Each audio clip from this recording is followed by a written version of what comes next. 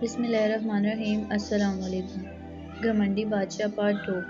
مگر اب اس کی یہ حالت ہوئی کہ جس سے بات کرتا کوئی منہ نہ لگاتا، اور جب یہ کہتا کہ میں تمہارا بادشاہ ہوں تو لوگ اسے پاگل سمجھ کر ہنس دیتے۔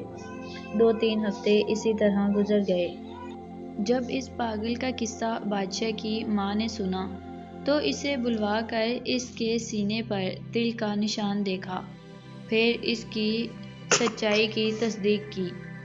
کسان نے اصلی بادشاہ کی یہ حالت دیکھ کر کہا، کیا تم وہی شخص ہو جو دولت اور حکومت کے گھمنڈ میں غریبوں کی فریاد نہ سنتے تھے؟ اسی کی سزا دینے کو میں نے یہ سب کیا۔ اگر تم وہ گھمنڈ چھوڑ کر رحم و انصاف کا اقرار کرو تو میں تمہارا تاج و تخت واپس کرنے کو تیار ہوں، ورنہ ابھی قتل کا حکم بھی دے سکتا ہوں۔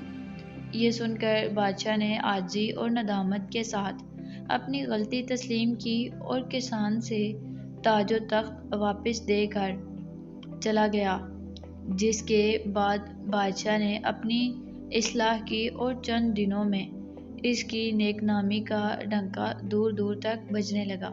تو فرینڈز، آپ کو یہ اسٹوری کیسی لگی کمنٹس میں ضرور بتائیں۔ اگر ویڈیو پسند آئی ہو تو لائک شیئر کرنا مت بھولیں۔ ملتے ہیں نیکسٹ ویڈیو میں۔ Thanks for watching. اللہ حافظ۔